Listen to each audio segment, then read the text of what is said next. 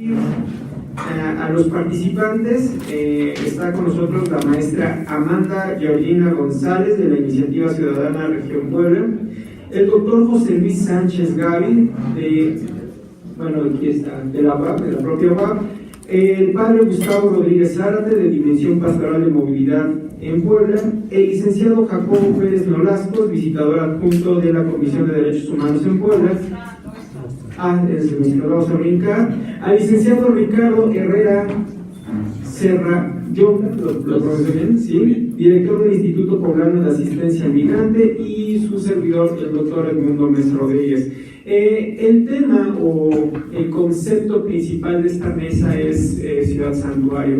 Es un concepto que se utiliza más bien en Estados Unidos, en la cuestión de que hay ciudades en Estados Unidos y también en Europa que tienen ciertas concesiones, facilidades para que los migrantes puedan llevar una vida más o menos, lo puedo poner entre comillas, normalizada de sus actividades.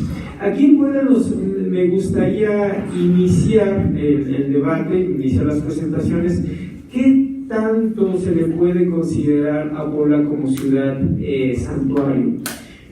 Y considerar especialmente porque tenemos diferentes dimensiones y diferentes miradas acerca de quién es un migrante, hacia quién se le puede poner una ciudad segura, una ciudad dinámica para los migrantes. ¿Sobre qué tipos de migrantes? Tenemos los migrantes, como ya mencionamos, las 4 dimensiones. Por ejemplo, de un lado tenemos los migrantes que van de Centroamérica de paso, y también tenemos un grupo de migrantes muy importante por la planta armadora de la Volkswagen, ¿no? Pues tenemos diferentes tipos de migrantes. Bueno, vamos a ver qué tanto Puebla es participativa, abierta con este tipo de migrantes. Me gustaría empezar, si quieren, de mi mano derecha, en el último puesto, y nos vamos recorriendo hacia acá, hacia el padre Gustavo. Les paso el micrófono.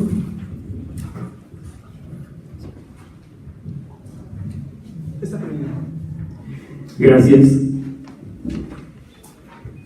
Bueno, creo, no estoy seguro, que quizás pueda ser la mesa menos formal, tanto que se platicará, conversaremos sobre un tema probable, eventual, digamos, y por supuesto pues no soy experto en el asunto, y por tanto plantearé pues algunas reflexiones que, claro, en base a algunos trabajos me surgieron a partir de la invitación. Y la primera sería señalar que ineludiblemente pensar en la ciudad de santuario pues nos remite a su origen, a los Estados Unidos, donde en los años 80, entiendo, empiezan a aparecer estas ciudades con una serie de características específicas que buscan brindar protección a los migrantes. Porque en Estados Unidos, y con ello también haría mi primer línea de diferenciar el caso mexicano y por supuesto el caso de Puebla, por Estados Unidos, pues como todos sabemos, es el principal país de destino a escala global, digamos, y por supuesto en las últimas décadas pues de mexicanos y centroamericanos. Es un país que, como todos saben, está fundado en la migración, y sin duda creo que eso llevó a impulsar estos proyectos de ciudades migrantes. El concepto mismo de santuarios alude o entiendo el aspecto de lo religioso como espacios sagrados, es decir, espacios donde se protege, se otorgan derechos a los migrantes que no existen en ciudades que no tienen esta categoría. Decía Adriana en la presentación de las ciudades más importantes, pero hay cientos de ciudades que tienen esta categoría, pero que en la embestida de Donald Trump han ido perdiendo algunas de ellas fuerza, otras por el contrario se han revitalizado como una arma frente a la política de Donald Trump, y que tienen significados específicos, como el otorgar estos derechos, educación, salud, contar con recursos que el Congreso destina para el funcionamiento de estas ciudades, Y esto, digo, es ineludiblemente un espejo en el que tenemos que ver para discutir el tema de estas posibles ciudades en México.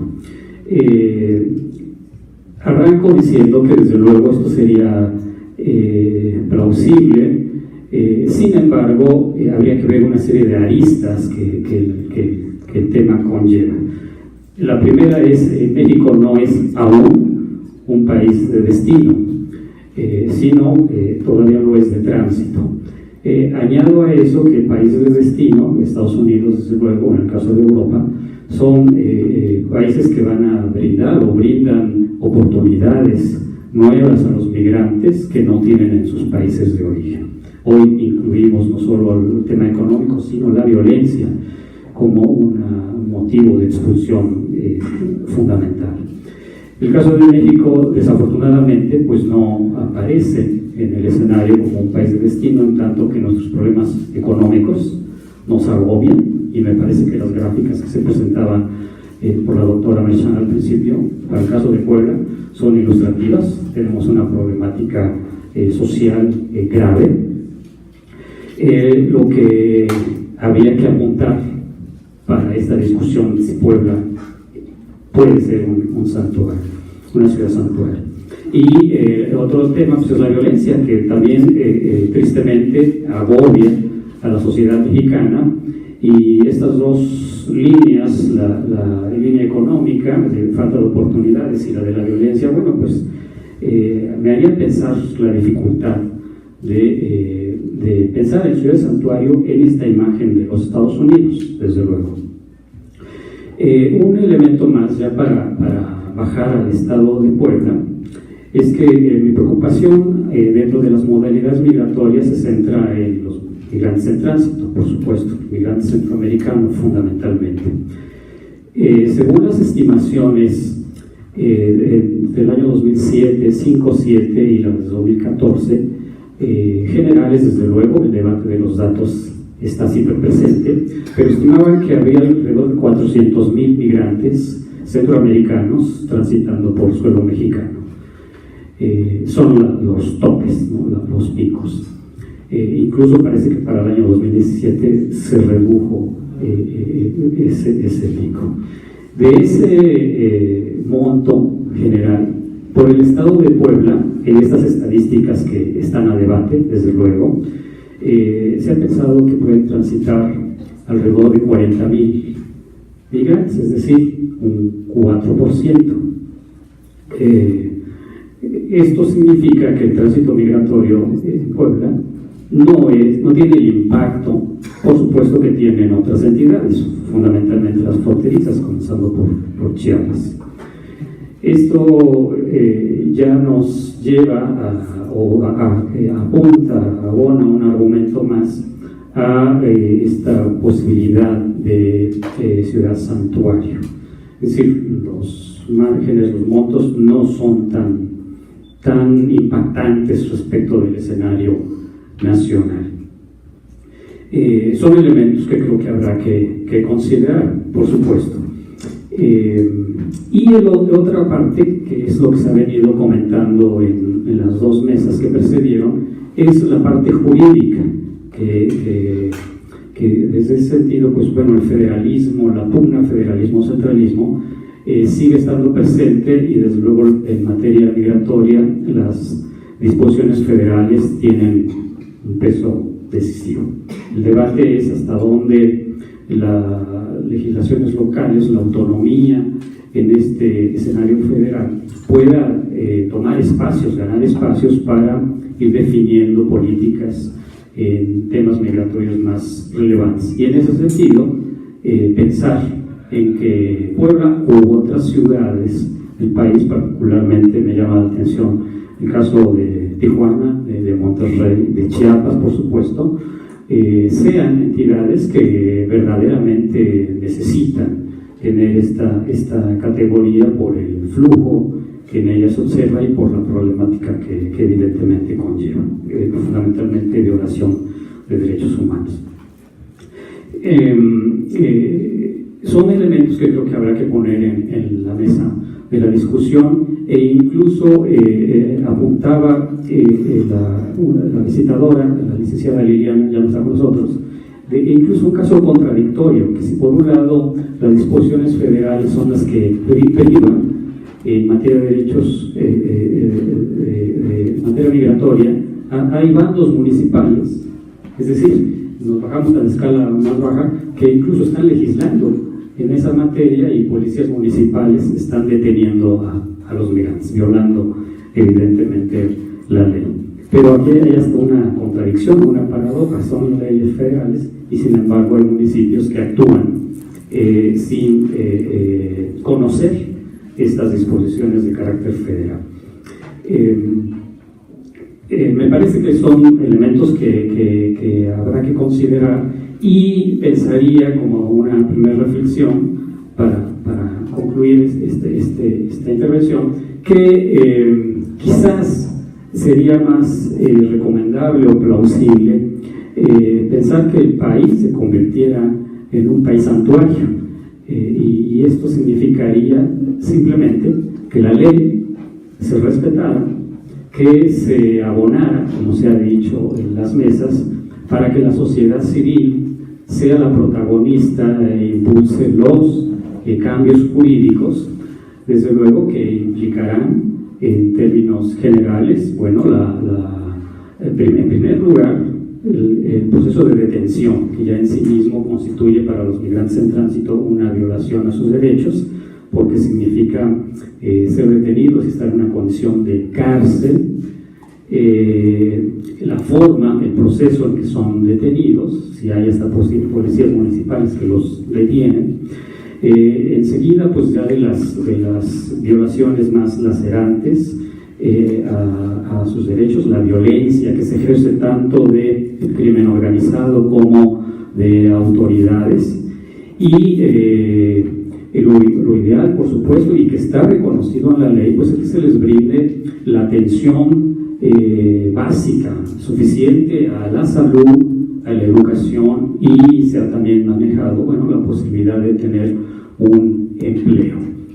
Creo que estas, si se habla de la ciudad de santuario, pues estas son normas más que básicas, quizás sin esa connotación pensando en los Estados Unidos, sino una connotación más para el escenario mexicano, que significa cumplir con disposiciones constitucionales básicas, a las que bien se les puede añadir disposiciones secundarias que sean trabajadas por los ayuntamientos, por las entidades, y que contribuyan a dar cumplimiento y a mejorar, a extender estos beneficios como reclamos fundamentales de derechos de los migrantes.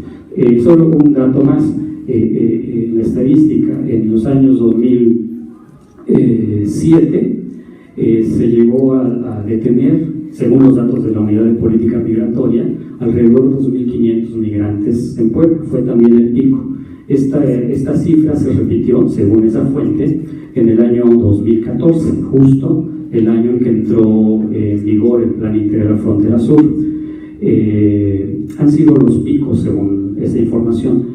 Ha descendido ligeramente, nada sensible, hacia el año 2016 y 2017, entiendo, pero son muestra de este flujo y desde luego de que este Plan Frontera Sur, aunque como todos sabemos en su declaración oficial busca la protección, perseverar por la seguridad del migrante, bueno, en el trasfondo lo que ha significado es una detención masiva y un retorno o expulsión vía fast track de migrantes, particularmente más vulnerables, niños o mujeres, y presumible o eventualmente escenarios de violencia, que es de la que justo están huyendo de su país. Gracias.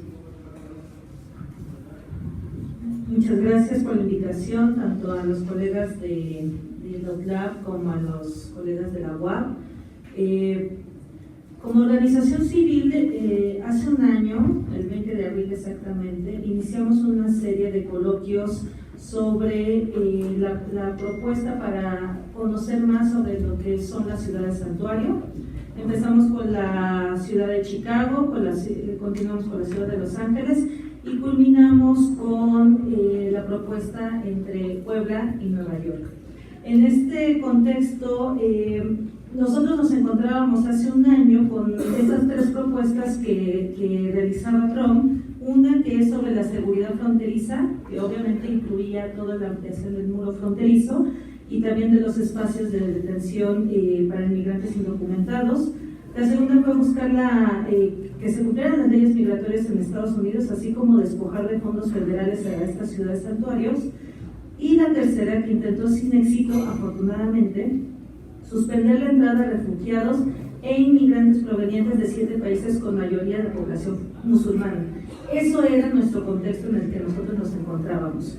Estos coloquios sirvieron para intercambiar ideas, coordinarnos, para saber cómo a nivel binacional íbamos a llevar acciones comunes. Y digo íbamos porque obviamente el tamaño, y me da mucho gusto saber que tenemos las relatorías, porque muchos funcionarios de Puebla dijeron mañana lo hago y todavía no se ha hecho. Entonces, son de estas cuestiones de las que hablamos, ¿no? En cuanto a cómo se van a ir aterrizando cada una de las propuestas que como sociedad civil nosotros demandamos, pero también como gobierno y autoridades municipales, estatales y federales deben de ir cumpliendo. Obviamente ya hace un momento se habló sobre qué es esto de la federación y esto del centralismo, que yo coincido totalmente con todas las propuestas que se mencionaron, tanto en el norte, es decir, Tijuana, Monterrey, porque afortunadamente tengo esa experiencia de haber estado haciendo estudio de transnacionalismo en esta ciudad de Tijuana, y precisamente todo lo que mencionaba la compañera hace un momento es todo lo que sucede en el día a día en esta región. Y bueno, también lo que menciona Liliana es algo que nosotros, que yo personalmente también conozco. Este diálogo tiene que ver con, uno, la apertura de espacios para compartir las diferentes manifestaciones de la discriminación. Es decir, la ciudad santuario no solamente tiene que ver con esta cuestión de brindar o no documentos para educación, para cuestiones laborales, para cuestiones de salud. México se caracteriza por ser un país discriminador. Nosotros mismos discriminamos a nuestra propia gente, a nuestros indígenas. Y también no le brindamos apoyo y posibilidades para que nuestros indígenas puedan acceder a beneficios como salud, ¿no? ¿Cuántas veces no hemos escuchado de madres que tienen a sus hijos, hablando hace un momento sobre esto de la maternidad, en hospitales con cuestiones muy deplorables por no saber hablar español o por no poder comunicarse, ¿no? Entonces, es uno de los ejemplos. Otra es cómo se van a implementar medidas para abatir la discriminación. Y esto no solamente tiene que ver con gobierno, eso tiene que ver con sociedad civil, con la iglesia, que también contribuye mucho, pero también con las personas que viven el día a día, ¿no? Es decir, estas autoridades municipales, las personas que atienden de primera mano a estos migrantes cuando llegan con algún problema, ¿no? Y bueno, en este caso, en Estados Unidos, la discusión era, es que yo no solamente atiendo a los latinos, yo también atiendo a los musulmanes y atiendo a otras poblaciones. Entonces, también nosotros no nos estamos pensando como un país con un amplio crisol, ¿no? Porque no solamente están aquí nuestros indígenas mexicanos y nosotros como mexicanos, sino una amplia comunidad de extranjeros que aportan no solamente en materia económica, sino en materia académica y culturalmente a la nación, ¿no? En este caso tenemos las empresas que se encuentran aquí en Puebla, una comunidad alemana muy amplia. Ahora con lo que vaya a ser Audi, pues también va a venir una comunidad muy amplia de asiáticos, ¿no? En Aguascalientes simplemente tenemos una comunidad amplísima de asiáticos que ya están cambiando la dinámica de un estado tan pequeño como Aguascalientes, ¿no? Entonces, No solamente es pensar en que vamos a recibir a nuestros migrantes o que vamos a recibir a otros migrantes, sino también nosotros cómo vamos a hacer como ciudad santuario.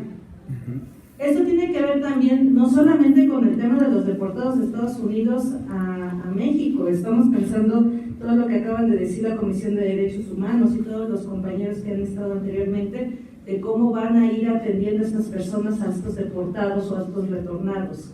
Pero pues también tiene que ver con la desintegración familiar que eso provoca.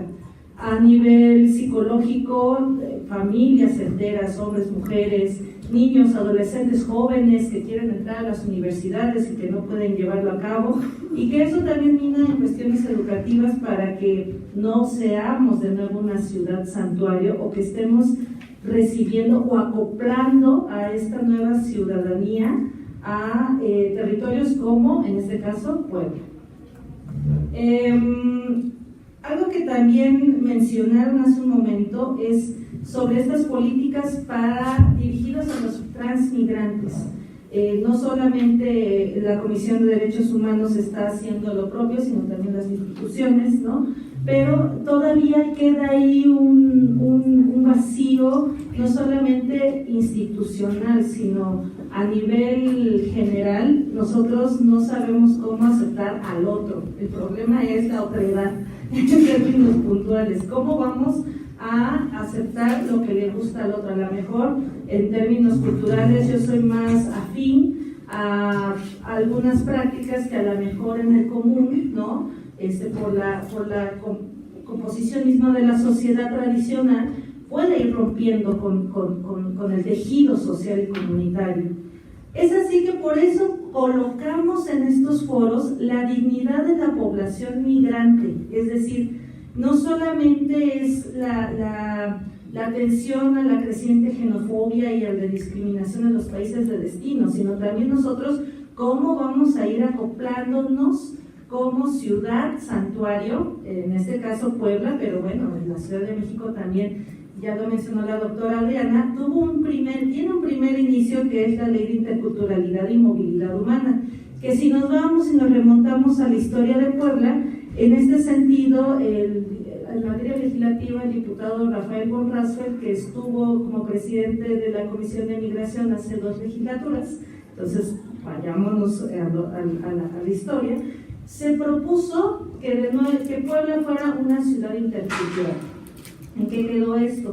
Que sí se estaba tomando en consideración a la población indígena y a la población extranjera en Puebla, y que terminó siendo una serie de ferias culturales, promoviendo el turismo, promoviendo la gastronomía de estos lugares.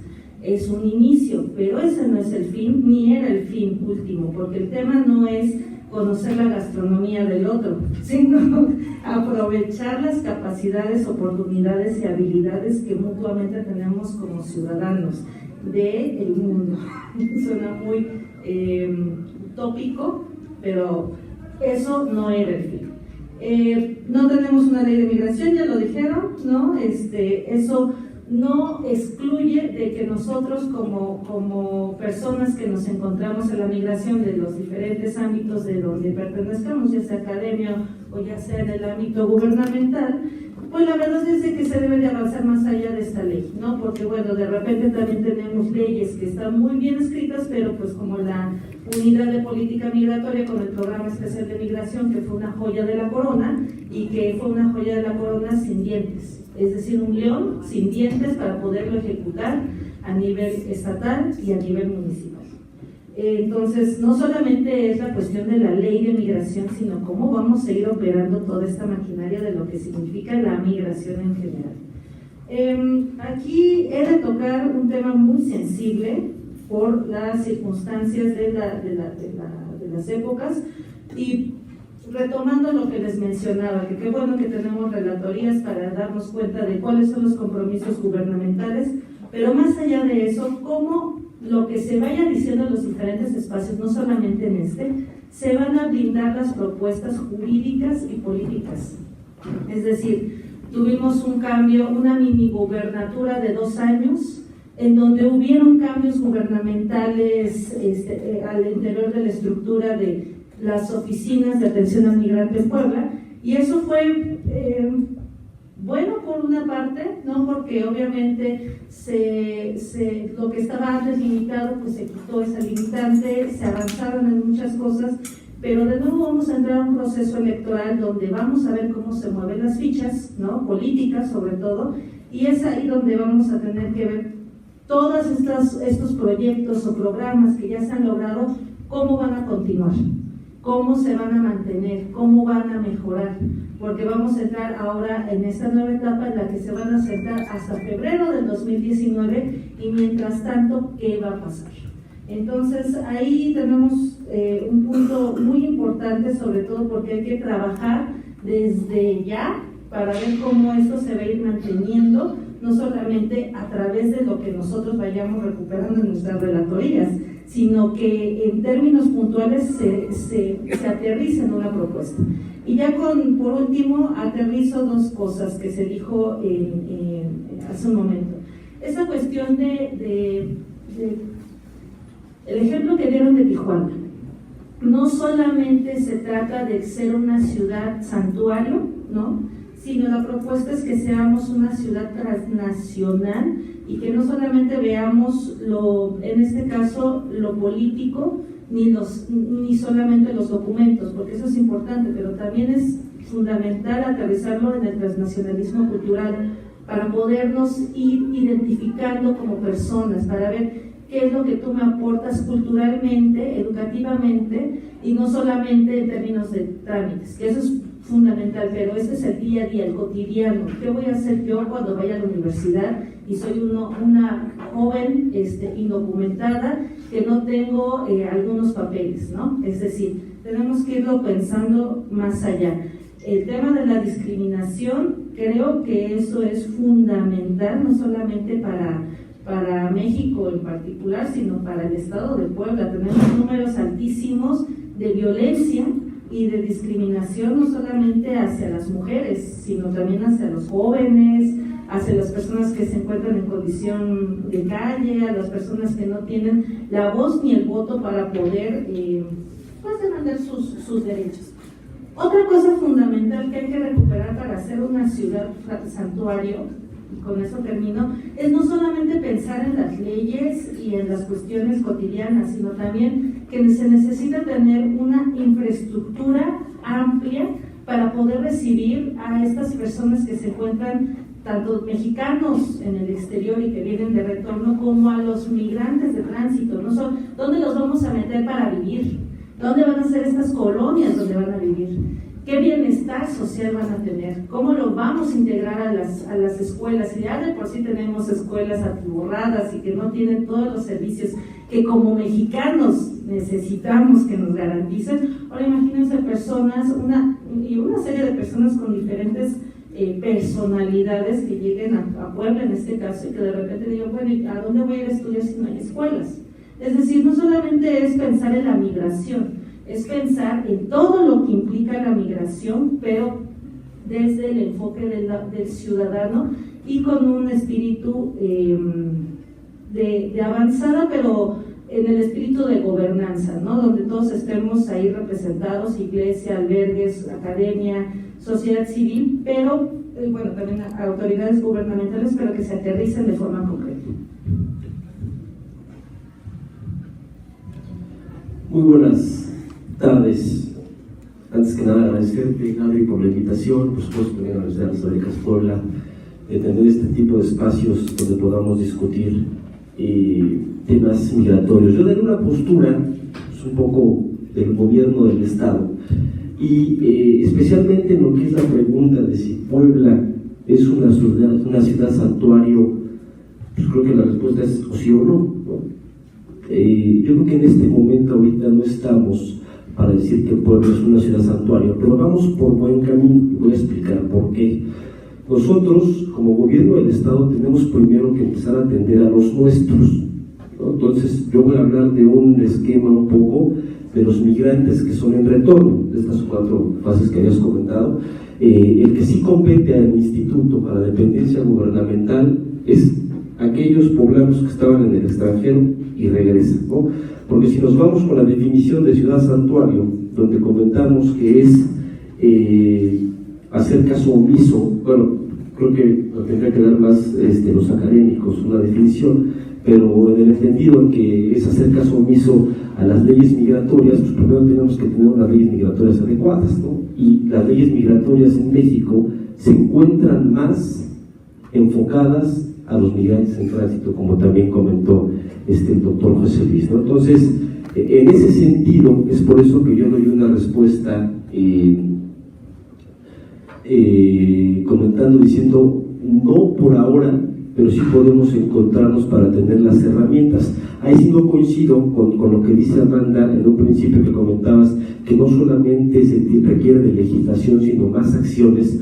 Yo creo que sí tenemos que empezar con esa base, o sea, con la base de tener leyes para que puedan tener fortaleza en las instituciones que se creen. En el caso de nosotros, el Instituto Poblano de Asistencia al Migrante solamente atiende a las personas migrantes poblanas, no tenemos el trato con los migrantes centroamericanos que hacen mención, ¿no? Pero arrancando con estos migrantes, arrancando con los migrantes nuestros en retorno, vamos bien. ¿Por qué vamos bien? Estamos organizando, aunque es un muy pequeño periodo de gobierno, 2 años, decimos que es como los días de los perros, son un día de nosotros en este gobierno estatal, son 7 días de un gobierno, entonces estamos a marcha forzada para poder trabajar, ¿no? Entonces, lo que estamos realizando ahorita junto con el Organismo Internacional para las Migraciones y el Instituto Nacional de Migración, estamos creando un protocolo de atención a migrantes.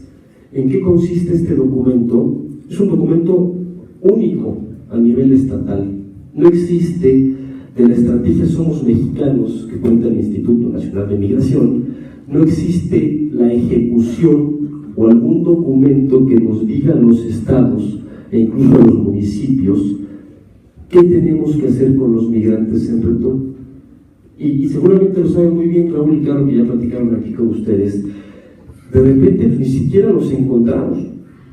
Entonces, estos migrantes en retorno dicen en el punto fronterizo, nos vamos para Tlachichuca, nos vamos para Jolalpan, nos vamos para Izúcar de Matamoros, y con esa información nos quedamos. Y el Instituto Nacional de Migración no nos dice ni siquiera su teléfono. Nos pasa una base de datos, alrededor el mes pasado fueron 100, la más fuerte, 1.200, 1.300 personas migrantes retornados que dicen ser oriundos del estado de Puebla y que van con nosotros. De esas 1.200, si tenemos acceso a 10, 20, creo que ya estamos hablando de un número grande, de ese mes en específico.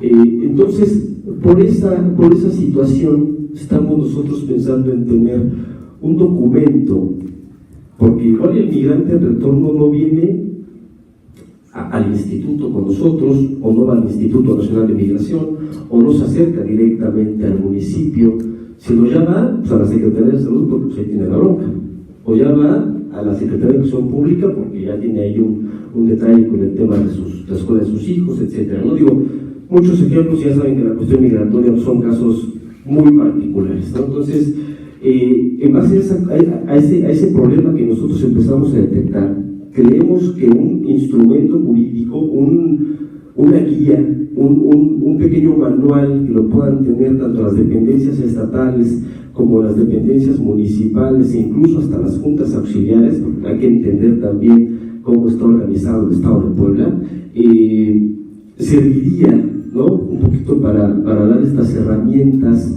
que permitan una mejor atención mucho más eficaz, se llamaría, ¿no? Entonces, ya con eso establecido, ya con un esquema establecido de los migrantes en retorno poblanos, creo que ya podemos hablar para en algún futuro ser una ciudad santuario para los migrantes, los que vienen de Centroamérica.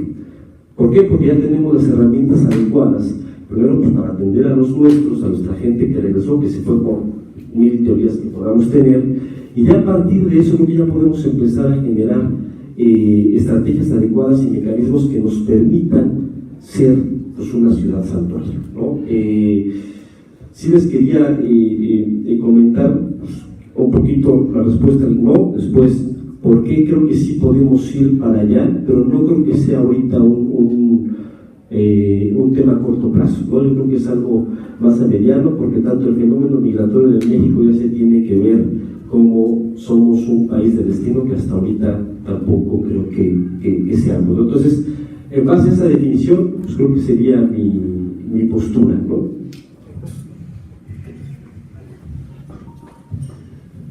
Se está planteando que es primero la ley o las acciones.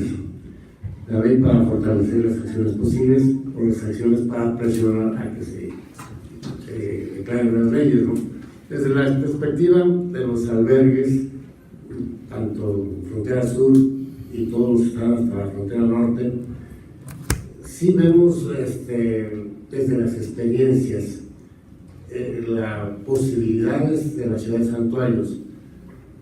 No existían, se crearon gracias a las acciones concretas de concentrarse en algunas ciudades, nuestros hermanos migrantes de diferentes países, ¿no? Sobre todo hablamos de Chicago, de Los Ángeles y de otras más pues que han permanecido. A mí me impactan nuestros paisanos, estoy hablando de los poblanos, que ya tienen santuarios para ellos, ya están en Nueva Jersey, allá están los de Natica, allá están los de San Pedro, Cocholula, otros, San Jerónimo, Coyula, ya tienen en Nueva York, pero más allá de la norte de Nueva York, ya tienen, se van creando espacios. Ahora que están pasando nuestros hermanos, sobre todo estos 2 últimos años, que ven menos posibilidades en Estados Unidos y más en México, pues ya estamos viendo que ya están buscando quedarse en las colonias centroamericanas de Monterrey, de Guadalajara y de Querétaro. Yo no hablo de la frontera porque ahí está en Tijuana más que en los otros puntos, ¿no? Y eso es propio de fronteras como la frontera sur, ¿no? Pero ya están buscando espacios donde ya se quieran trabajar, a vivir en comunidad, en colonias propias de su puesto. Puebla ya empieza a haber espacios, lugares para trabajadores y para familias. A mí me impacta el concepto santuario bizarro. Puebla es el santuario para los narcos. Sí, para los hijos de los narcos, o sea, no se les toca. Son los santuarios, hubo negociaciones, no te vamos a tocar, y aquí están estudiando, y no de 3 años para acá, sino ya de muchos años, ¿no? Son santuarios para, yo digo bizarros porque no es para beneficios, sino de un grupo mexicano, ¿no? Pero fue creándose, y después vinieron los acuerdos. Estamos en una época en que se rompieron los acuerdos y por eso tenemos tanta violencia, ¿no? Un santuario no permite que haya esta violencia, sino todo lo contrario. Yo sí aporto estas experiencias de Puebla. Lo vivimos en estos últimos meses que estuvieron aquí de 810 refugiados más otros 400 migrantes. Los refugiados venían programados. ¿Por qué Puebla?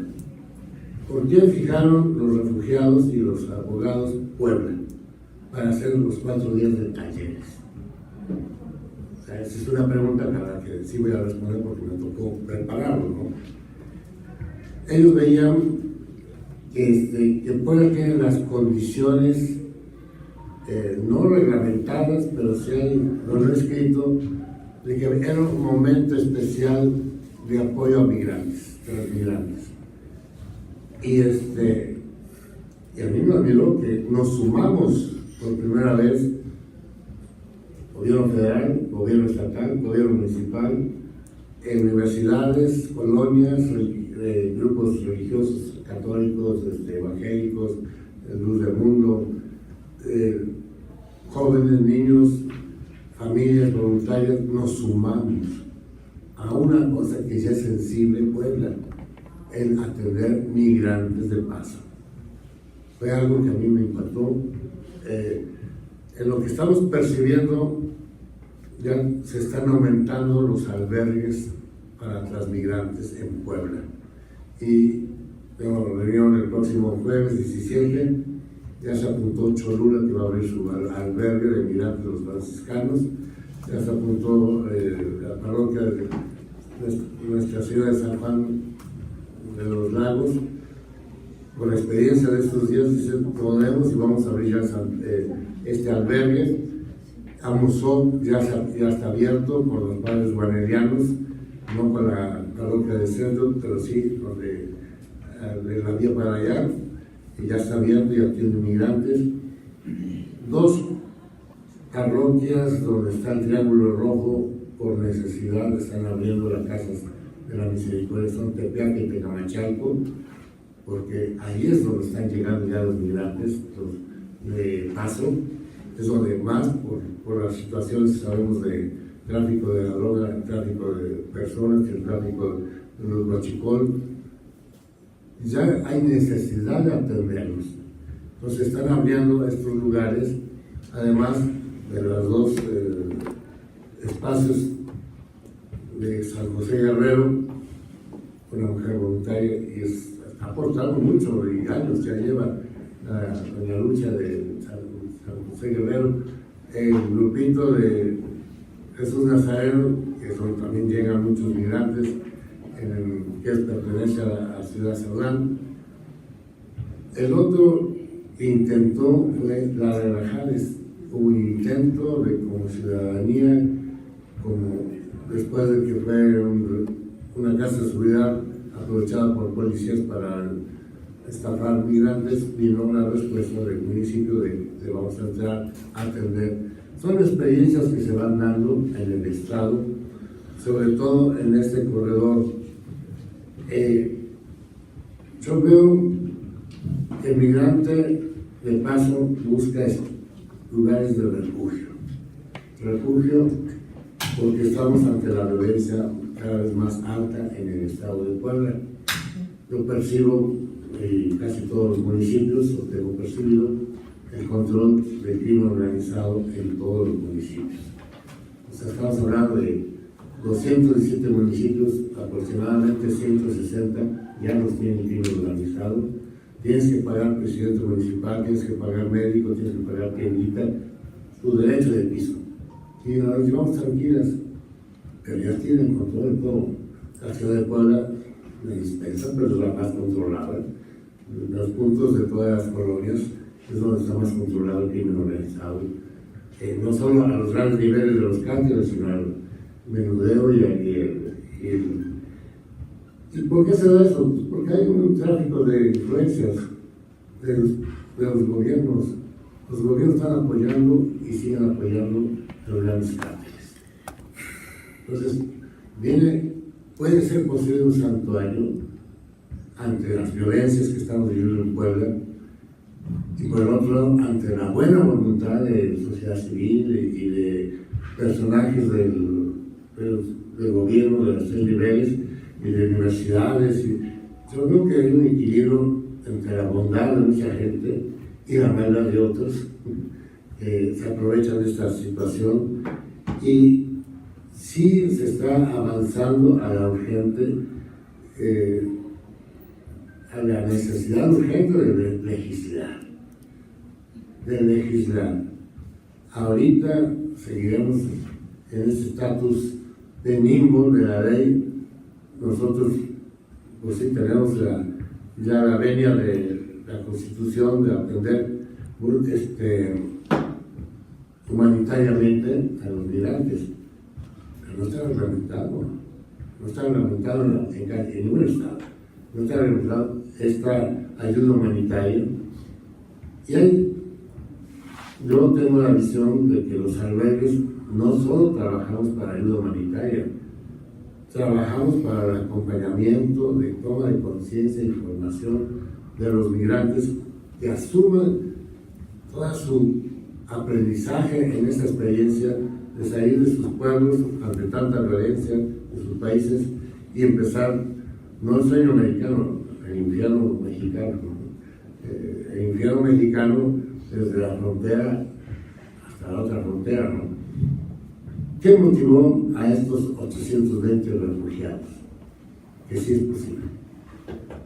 Que sí es posible siempre y cuando haya formación, sí, capacitación.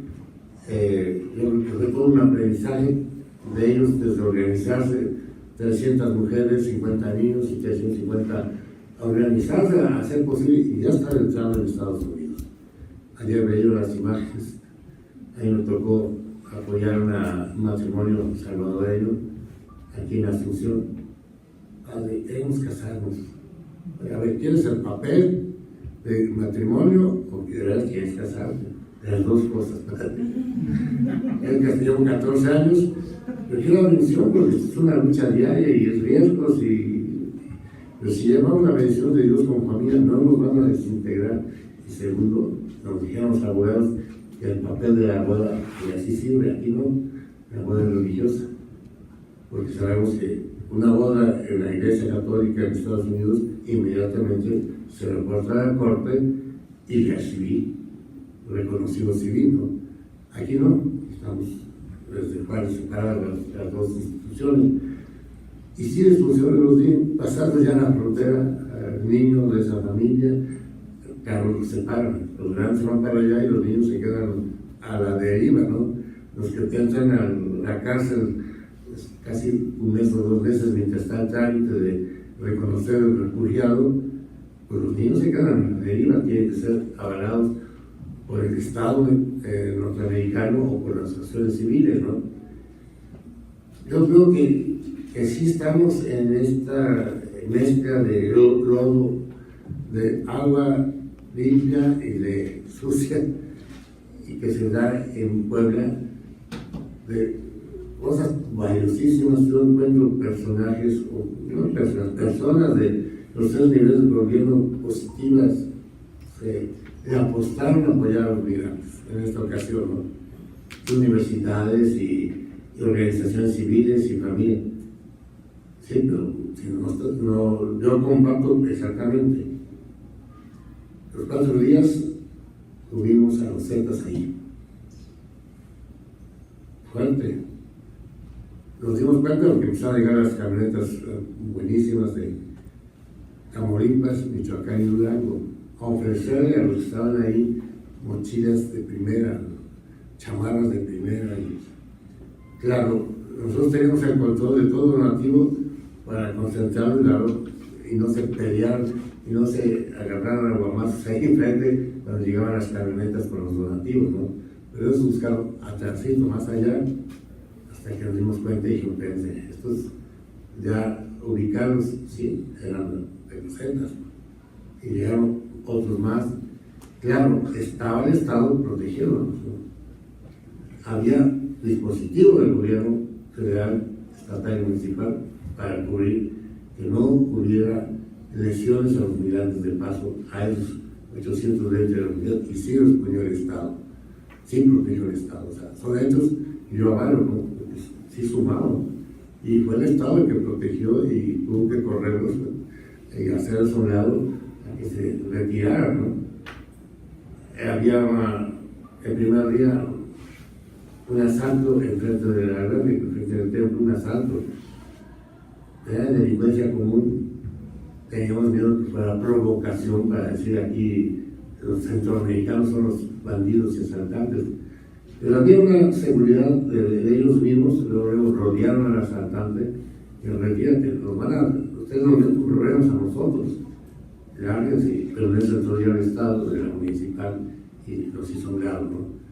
Son detallitos que, donde yo digo que se mezcla la maldad, el crimen organizado en una ciudad cada vez más violenta.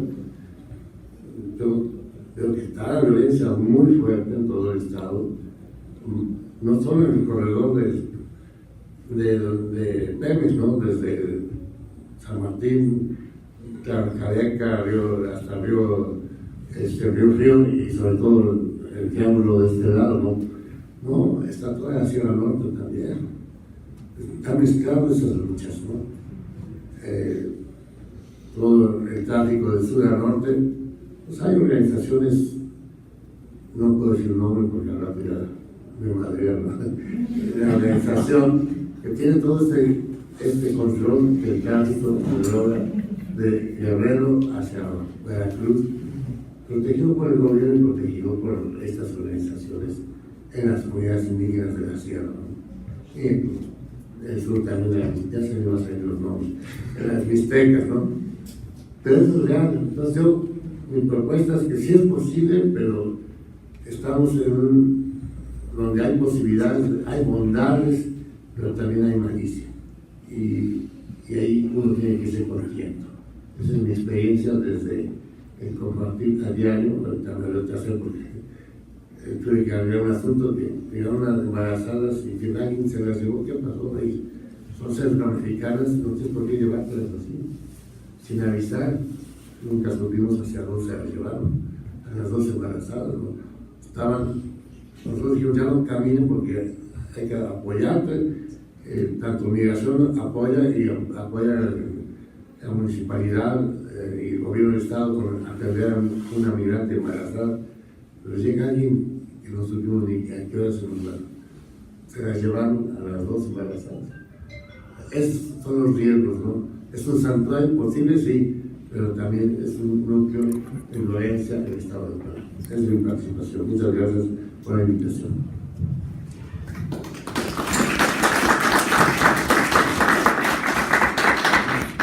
Mi segunda y tercera pregunta para la mesa ya la han abordado. Mi segunda pregunta era particularmente quién hace o qué hace a una ciudad como Santario. Ya lo han abordado brevemente. Y mi tercera pregunta era desde su propia perspectiva, desde el gobierno, desde organizaciones civiles, hasta ¿en qué cambios ustedes pueden percibir? El proyecto de investigación estaba enfocado en la zona metropolitana de Tijuana, Monterrey y Puebla. Particularmente en Puebla estamos especializados en esta mesa. ¿Hasta desde su propia perspectiva, qué cambios ustedes notan en que Puebla pueda convertirse en esta ciudad de Santario? Como ya les había mencionado, ya se adelantaron, por eso me gustaría ser un poquito más específico. La pregunta, solamente tenemos aquí a un representante del gobierno estatal. Me llama la atención el protocolo y también me llama la atención esta distinción que estás haciendo de los migrantes. Lo entiendo, ¿no? Vamos a basarnos solamente en los migrantes estatales. Pero en este protocolo, ¿han ustedes abordado si pueden cubrir ciertas dimensiones en donde se tengan este traslape entre migrantes nacionales, centroamericanos, incluso los propios migrantes que están viniendo, por ejemplo, con plazas de temporales o permanentes para laborar en la ciudad de Puebla? Turismo también, hay migrantes que vienen por muchos meses. Y en el caso de las organizaciones civiles, me gustaría también que pudieran profundizar un poquito más sobre cómo ven a la ciudad metropolitana, qué oportunidades pueden encontrar para que los migrantes de todas las cuatro dimensiones tengan un lugar en donde puedan permanecer, trasladarse, mover, encontrar oportunidades que vayan, como también dice la mesa, donde se protejan sus derechos humanos. Entonces, que pudieran particularizar un poquito más y con eso después podemos pasar a preguntas del público que nos acompaña. Gracias.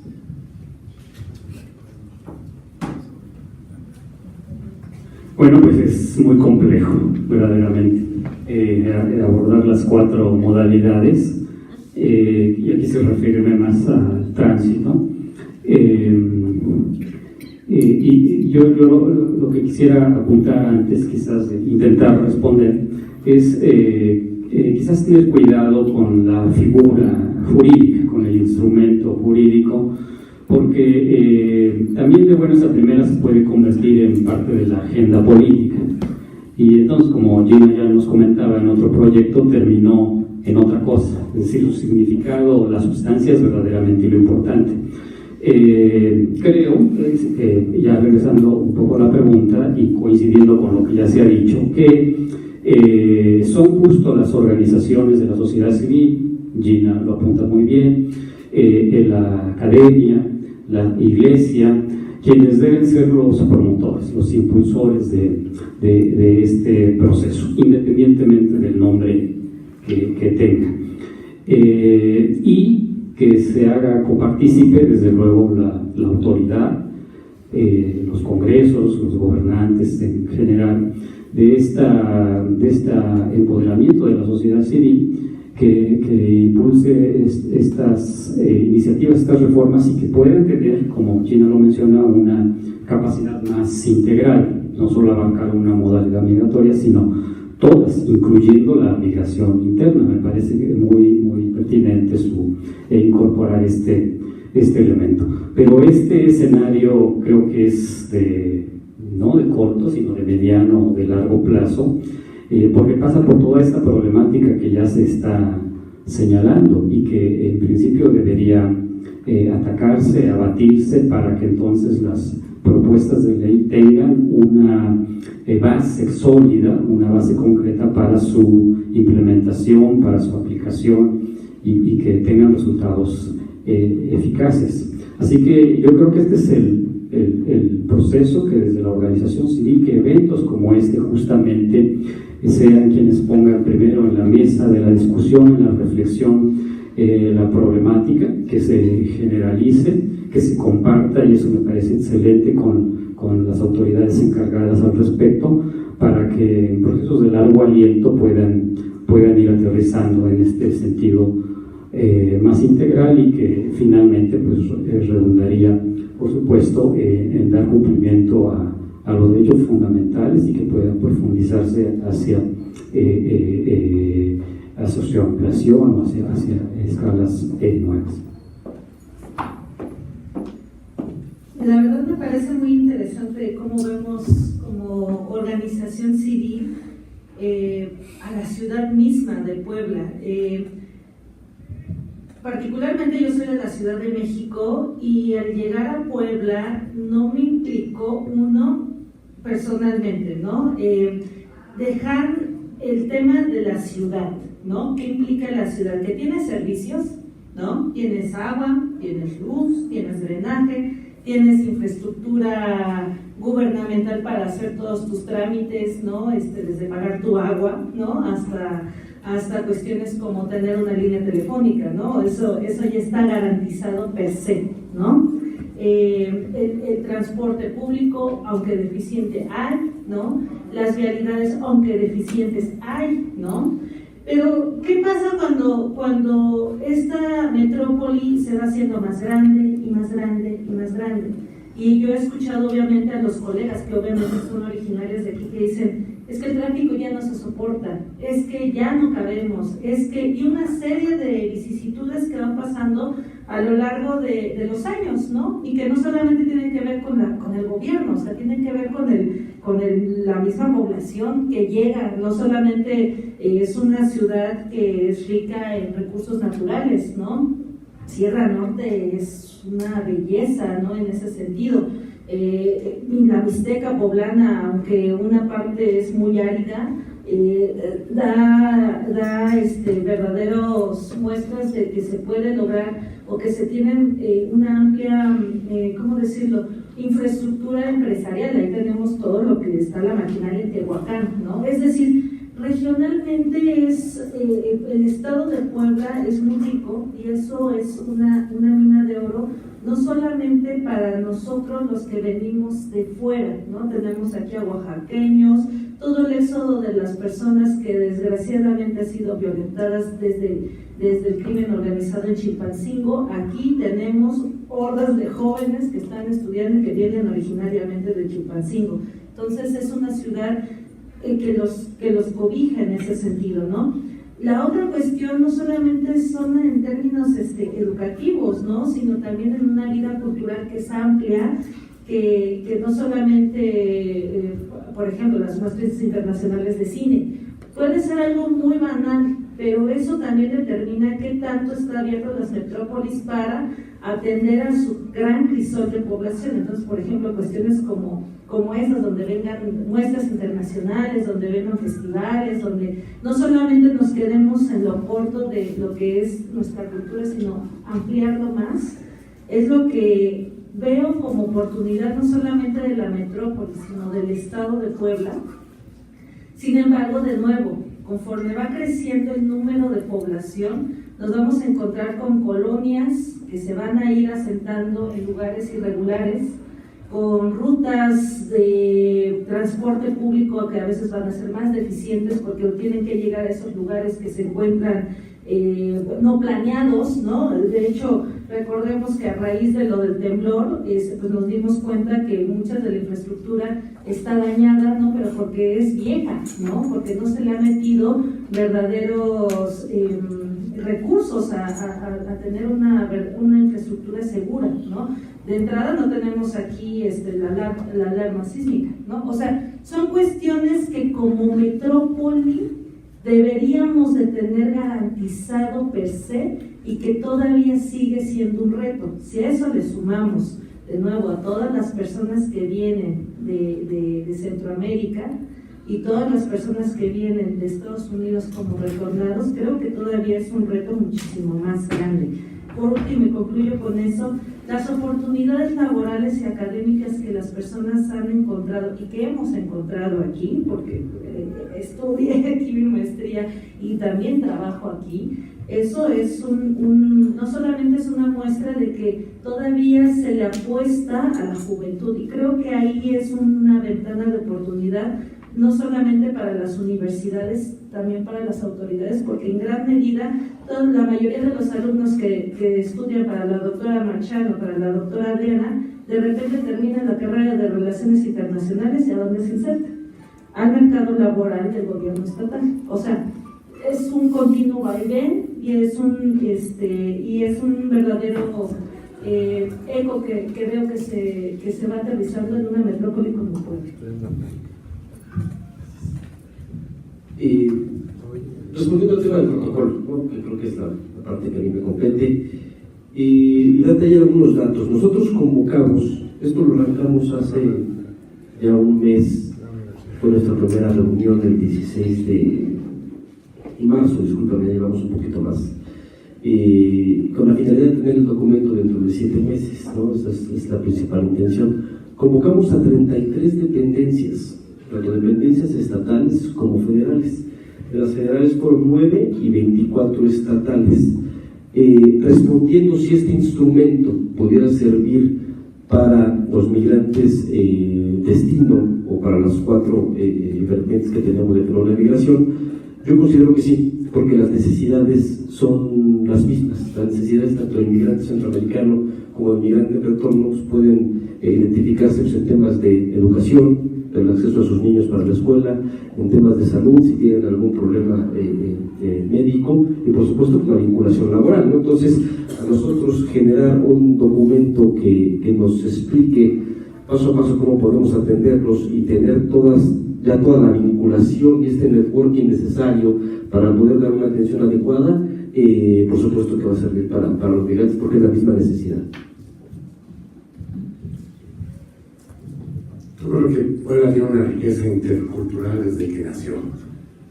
El sumar españoles, toltecas, tlaxcaltecas, mixtecos en esta ciudad, después integrar las propuestas francesas y luego la inglesa con portuguías, y luego los españoles que vinieron de la guerra civil, la época de los libaneses, y que han aportado grandes, han mejorado, sumado a esta realidad. Llegaron los alemanes con las armadoras, por desgracia la única que no me gusta es todos los canadienses con las mineras y quitándole a los indígenas y llevándose los bienes, pero dejando desastre el Estado, no es bueno. Lo demás ha sido positivo.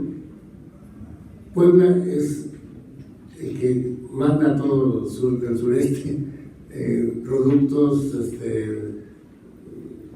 autos, pruebas el que acepta toda la educación del sureste y de otros países. O sea que sí tenemos algo grandioso, suma de culturas, y que se ve reflejada en todas las expresiones culturales religiosas, en el barroco, pero ahora en la cultura académica, universitaria, y que el punto clave para mí es qué ofrecemos económicamente, laboralmente. ¿Por qué se van los paisanos? Porque no encuentran algo positivo laboral, y allá nacen, allá son los emprendedores, allá son los grandes empresas en Estados Unidos, el paisano, ¿no? Y yo digo, pues, ¿por qué no lo hacen aquí? Pues porque aquí no están las condiciones, por eso se van. Y los centroamericanos se vienen aquí y los que son emprendedores van a encontrar espacios. Y el centroamericano, yo veo que sí está encontrando espacio colectivamente, pero hay la discriminación de que solo encuentran espacio en como lo hacen nuestros paisanos también, en los trabajos más bajos, ¿no?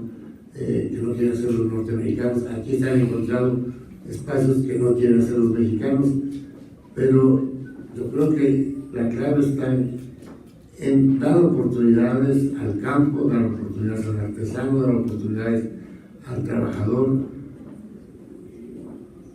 Un poblano en Australia nace y reviene, tiene todas las condiciones y allá es bien recibido en Australia. Y en China también hay poblanos en China bien recibidos.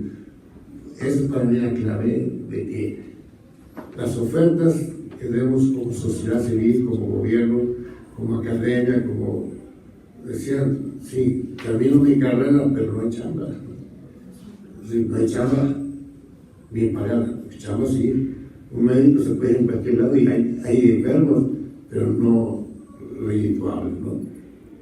Gana más un hierbero, ¿no? que un médico, ¿no? A eso voy, que sí tenemos que ver el punto clave que es laboral, y laboral en mejores oportunidades. Si eso lo resolvemos, sí vamos a avanzar en tener un espacio donde quepan todos. Gracias. Bien, podemos pasar a una sección de preguntas y respuestas. ¿Cuántas preguntas tenemos? Alza la mano, tenemos una pregunta, 2 preguntas, ¿alguna más? Podemos compactar todas las preguntas y después pasamos a la mesa para que sea un poquito más ágil. 3 preguntas. A ver, espacio si quieren.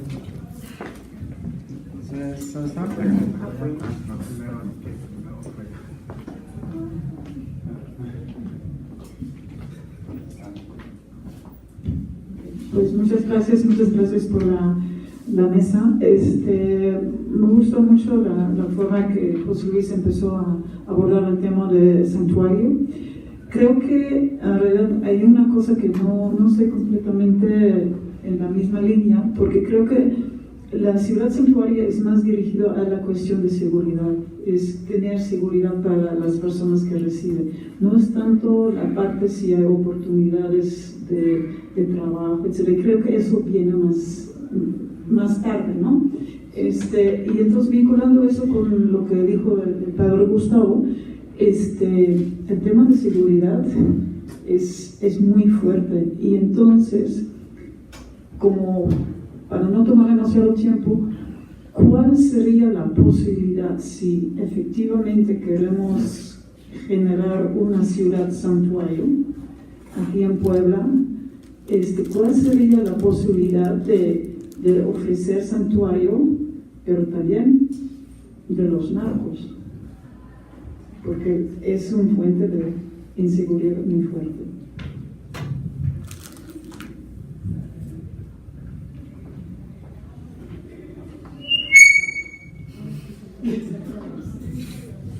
Buenas tardes, Arturo Ortiz, y vengo de UPEX, es la Unión de Poblanos en el Exterior. Me encanta mucho este panel, esta mesa, porque se están diciendo muchas cosas respecto a los migrantes.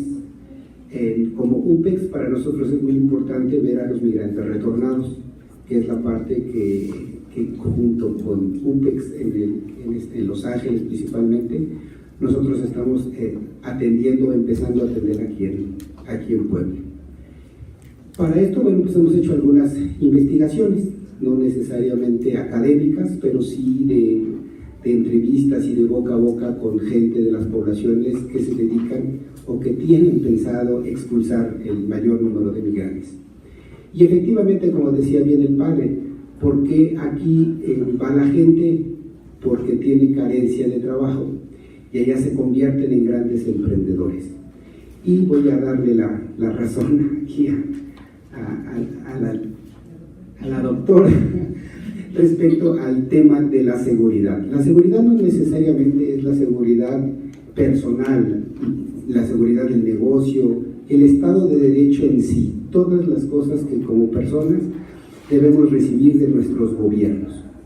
Y una de las cosas más importantes que a veces no se conjugan existen políticas públicas para el emprendimiento, existen políticas públicas para el desarrollo, existen políticas públicas para muchas cosas, pero no existen políticas públicas, por ejemplo, para proteger el precio de nuestros productos.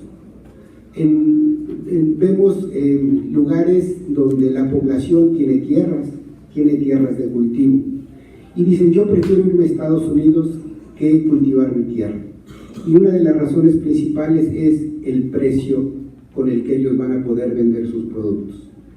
Nosotros hicimos una pequeñita investigación y, por ejemplo, todo el tema de hortalizas o de verduras o de hierbas, de las que son sanas y buenas, en ese tipo de hierbas, existen costos de producción. Y en el momento de exportar, pese a que cumplan todas las condiciones de inocuidad y de empaque que te exigen los Estados Unidos, la fijación del precio los hacen los grandes acaparadores que se encuentran en McAllen. Es decir, el precio de referencia ellos lo ponen. De tal manera que si ellos tuvieron costos de producción, voy a dar solamente números que no son reales, simplemente para poder ejemplificar, si algo en costo de producción es de 100 pesos, y si McAllen en el momento decide ponerlo a 60 pesos, simplemente deja de ser un negocio. ¿Por qué? Porque no existe un mercado natural para nuestros productos que pudiera darse en los Estados Unidos. Es decir, la demanda existe, pero el negocio es de otros. Hay una parte académica que se llama la economía étnica, que creo que aquí seguramente se conoce y se sabe, es decir, cómo yo, en base a mi lealtad y solidaridad con mi pueblo y por mis razones de consumo, yo puedo preferir productos de la zona de donde yo vengo. Y podemos hablar de los élites, los quintoniles, la pipicha, el pápalo, que inclusive son productos que únicamente los conocemos aquí los poblanos, y no solamente los conocemos, los consumimos. Pero aún con esos productos, quien fija los precios siguen siendo los grandes acaparadores. Porque no hacer algo como políticas públicas de enlace entre esos mercados y aquí, y estoy seguro que si pudiera darse un precio de garantía, como lo hicieron en algún tiempo con el maíz, para decir, produce, haz las cosas. ¿Por qué? Porque yo me voy a encargar de que estos productos lleguen al consumidor final a un buen precio, y que no el margen de ganancia se quede únicamente en los grandes acaparadores. Suena, hace un ratito dijo, perdón, no veo tu nombre, ¿Amanda? Sí, dijo Amanda, suena muy utópico. Las cosas a veces suenan muy utópicas, pero nosotros estamos viendo que ahí pueden estar las soluciones. Y para tener soluciones hay que llevar acciones, y a veces las acciones, afortunadamente, todas coinciden a quien nos representa, que en este caso son nuestros gobiernos.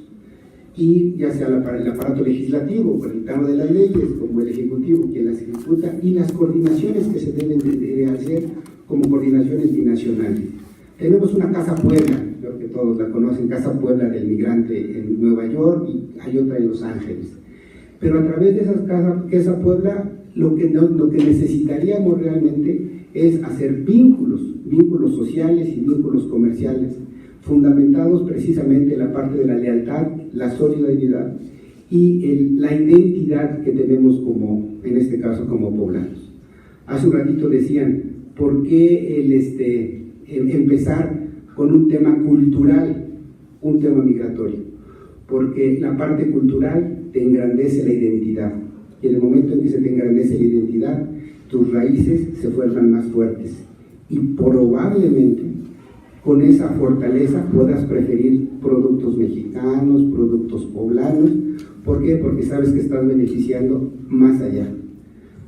Recientemente tuvimos un evento que se llama la entrega de los Zaragoza Awards, y una persona mexicana, por cierto, muy exitosa en los Estados Unidos, decía: yo los invito a que un día de la semana llevemos una prenda mexicana creada por artesanos mexicanos. Con un día que llevemos una prenda mexicana de la semana, tendríamos 4 prendas. Pues si tenemos amplio guardarropa, ¿verdad? Tendríamos 4 prendas, y 4 prendas por 2 millones de habitantes en Puebla. ¿Cuántas prendas se requieren? Eso es impulsar la economía, y no es un tema más que lealtad y solidaridad, pero todo eso se impulsa con acciones y el deseo de cada persona de querer ayudar, porque el tema del crecimiento se da a través de la economía, y la economía es un mercado, y hay que llegar a ese mercado para que la gente consuma. Esa es mi opinión. Y ahora la pregunta: ¿esto es posible? Pasamos a la última pregunta. Aquí de este lado.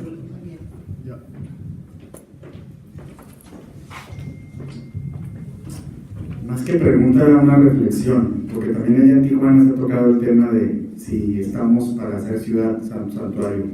Creo que no se puede hablar de ciudad santuario primero que nada pensando en los migrantes de otro país, porque así es como son las ciudades santuario de Estados Unidos.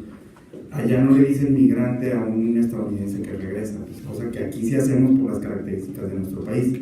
Entonces sí se tiene que pensar primero en los migrantes que son de otras nacionalidades, y creo que es delicado. Ahorita platicaba yo que en Tijuana, en esta caravana de migrantes centroamericanos, venían 30 personas de la comunidad LGBT trans. Antier, a ellos les conseguimos un albergue para ellos, los llevamos a un albergue para que se mantuvieran como grupo, porque los otros albergues la verdad es que no los querían, la mayoría son iglesias y unos están en contra a veces de ese tipo de persona. Antier, en la madrugada llegan y los asaltan 6 personas. En la tarde de ese mismo día se agarran a pedradas, llegan muchos policías, es mucho desastre. Al día siguiente, en la madrugada, les prenden un colchón en la puerta del albergue, se quemó feo la puerta, ¿no? Entonces, imagínense si Tijuana, digo, en el caso de nosotros decir, somos ciudad santuario y suceden esas cosas, pues sería algo positivo, criticable, y no se vería bien. Entonces creo que primero tenemos que revisar nuestro panorama, tener las condiciones para podernos aventar a nombrar una ciudad santuario. Era mi reflexión. Gracias. Podemos empezar como iniciamos ya los reflexiones. Gracias. Perdón. Coincido totalmente, los mexicanos se van a Estados Unidos. Ahora un motivo de expulsión es la violencia, ¿no? De los que se van documentados se van a Los Ángeles, a Miami, y los indocumentados, pues, a donde su integridad, su seguridad personal no se ve afectada. Desafortunadamente México ya también tiene expulsión por ese motivo. Y en Centroamérica hoy día el motivo de mayor expulsión es la violencia. Por eso bien documentan los informes de la migración centroamericana que salen de un escenario de violencia y vienen a un escenario también de violencia.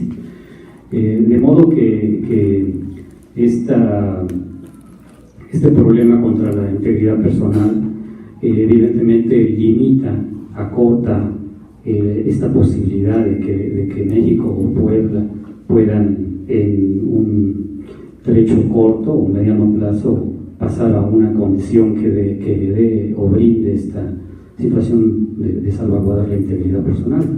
Los mexicanos la padecemos, los migrantes en su condición indocumentada son aún más vulnerables, ¿no? Y las noticias desafortunadamente dan cuenta periódicamente de esta situación, porque son invisibles, porque no tienen derechos, porque el Estado los criminaliza.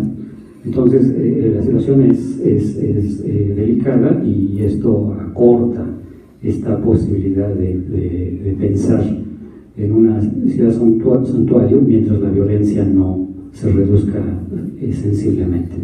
Eso creo. Bueno, la verdad es de que en esta cuestión de la comunidad LGBT,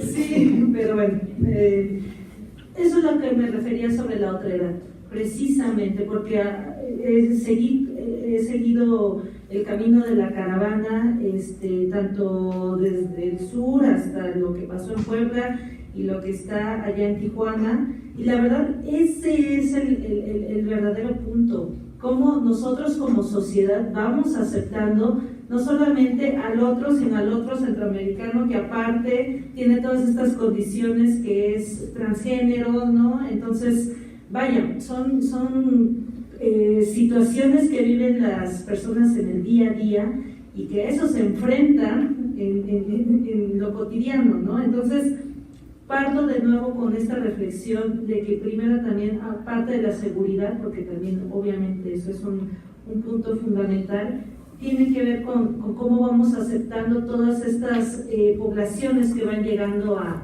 no solamente en este caso a Tijuana, ¿no? Sino ahora que van a llegar a Puebla, y nosotros siendo una sociedad muy tradicional, ¿no? ¿Cómo los vamos a aceptar?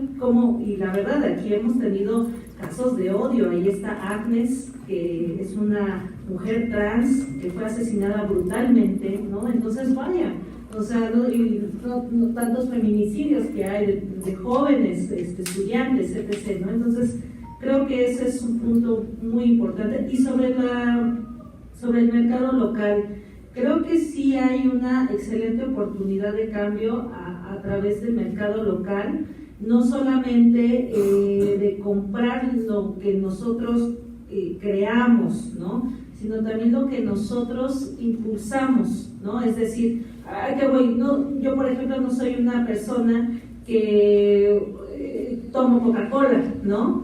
Pero si me dan una bebida de Puebla, ¿no? Lo más seguro es que sí lo tome, pero tiene que ver no solamente con el mercado que está en lo inmediato, ¿no? Porque ya tuve una conciencia, ya me he metido en las comunidades y lo entiendo. Pero ¿qué pasa con el grueso de la población? Ahí creo que también, más allá de lo que todos queremos, la verdad, es también que se pueda difundir a nivel masivo, ¿no? Porque creo que a veces eso es lo que a todos nos llega, ¿no? Que no podemos difundir las buenas prácticas o las buenas cosas que de repente se van haciendo, no solamente desde los migrantes, sino también de las organizaciones, ¿no?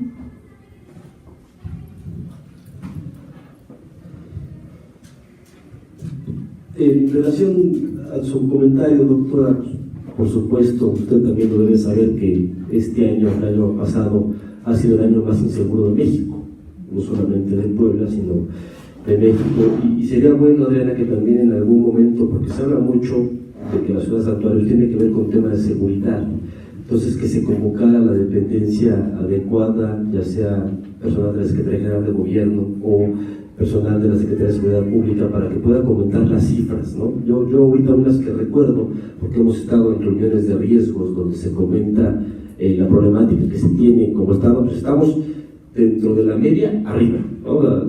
Imagínense otros estados que también se encuentran ahorita en unos temas muy inseguros, pero no es ninguna justificación.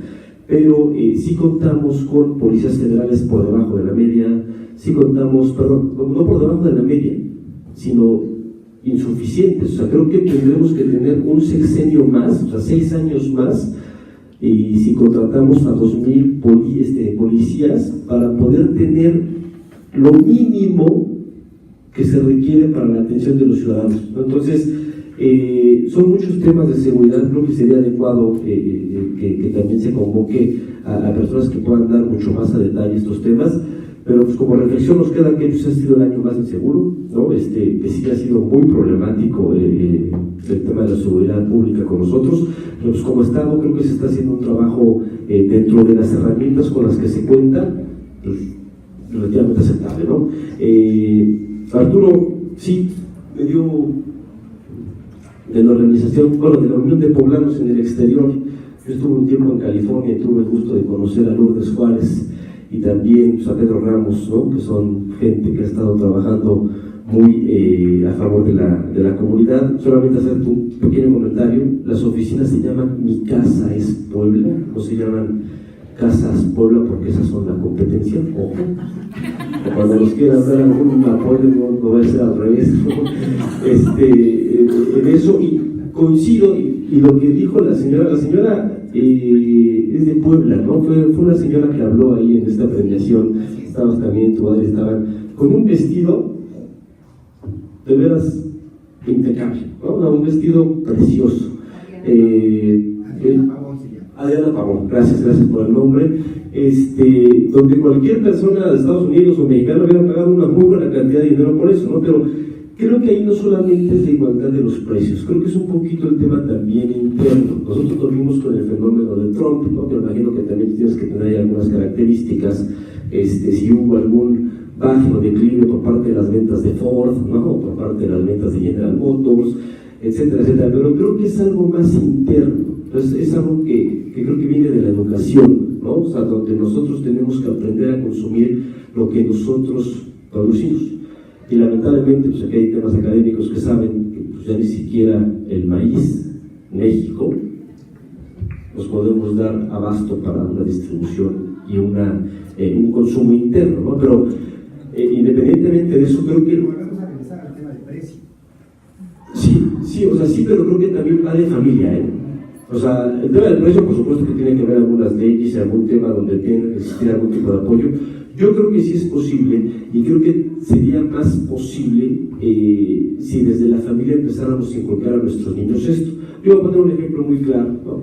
Y disculpen que haga el tema del vino, ¿no? Pero bueno, las botellas de vino, yo estuve un tiempo en California, en Los Ángeles, California, estuve ahí 2 años y medio. En todos los súperes, en todos, existía yo creo que un 80% de la venta de las botellas eran de Napa Valley, eran de la zona de California, y el 20% pues ya eran los demás.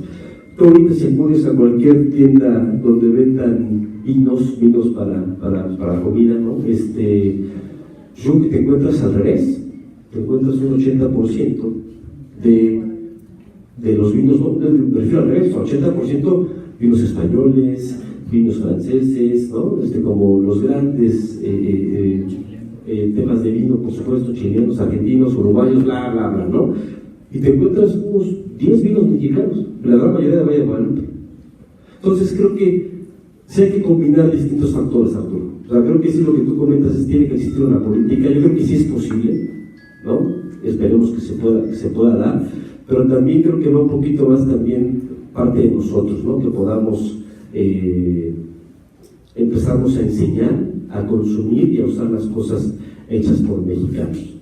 Perdóname, voy a interrumpirte un poquito. Por ahí va el tema. O sea, el tema no está en modificar un mercado, porque si yo quiero llevar un producto, siempre las grandes empresas van a hacer algo para que este no tenga tanto éxito, porque tomas una parte del mercado. Aquí es el tema de la decisión de compra. Bien lo decías, esto se empieza con la educación en casa y en las familias. Ahí es a donde nos tenemos que dirigir. Por eso decíamos, el fortalecimiento de la identidad nos tiene que dar mayores cosas.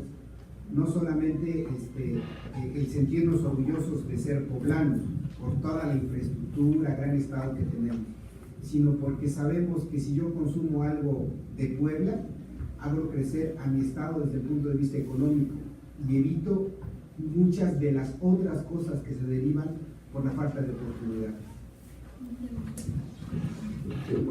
Y gracias por la reflexión, César, ¿no? Un buen comentario. Yo hacía en este sentido de, tenemos que empezar con eso, ¿no? O sea, con la definición de ciudad santuario para poder establecer la plática, pero un poco la parte que me toca a mí por las funciones que estamos estableciendo ahorita como Instituto Poblano de Asistencia Migrante, es los migrantes en retorno. Entonces, pues, era más tema como reflexión de que empezamos en casa y después salimos con los demás, ¿no? Pero para eso tus comentarios. Bueno, agradezco estos espacios solamente. Es muy rica, como quisiera, por eso va a haber grabación, quisiera todos estos aportes para reflexionar con los demás equipos, con los demás grupos. No se tienen soluciones, pero se tienen caminos para buscarlas. Se tienen estas propuestas y yo creo que esto es lo rico, escuchar varios puntos de vista, y eso es lo que nos ayuda. Traer a esta mesa a Tijuana, pues todo California representado en los hermanos que están, los compañeros que están aquí, como de Nuevo León, Monterrey, pues enriquece, ¿no? Y que esté aquí en la Universidad de las Américas, en la Universidad de la UAP, pues nos ayuda a todos, ¿no? Escuchar puntos de vista de derechos humanos, de las propuestas del gobierno del Estado. Yo me quedo con la experiencia de estos 4 días. Si siempre sumáramos, avanzaríamos. Si nos peleamos, nunca vamos a avanzar, ¿no? A mí los partidos políticos nos dividen y no nos ayudan a sumar. Necesitamos sumar de diferentes puntos de vista. Sumamos y fue una cosa rica esta experiencia, y yo creo que por ahí va un camino hacia alguna vez un santuario. Gracias. Okay. Personalmente a la maestra Amanda Yolina, también al padre Gustavo Rodríguez, a José Luis Sánchez y a Ricardo Herrera por su participación. Ahorita le cedo el micrófono a Diana y a la doctora Marian para que podamos, bueno, damos las te paso el micrófono. Para que sí. Bueno, pues les agradecemos muchísimo haber participado el día de hoy. Pues es parte del proyecto que estamos realizando. Es un proyecto, como les comenté, interinstitucional en Puebla. Estamos participando profesores de la Universidad de las Américas, de la OPAEP y también de la UAP. Y en ese sentido vamos a tener un siguiente conversatorio que será justo sobre, bueno, viene el grupo de seguridad y también de cuestiones energéticas. Hablaremos de la reforma energética.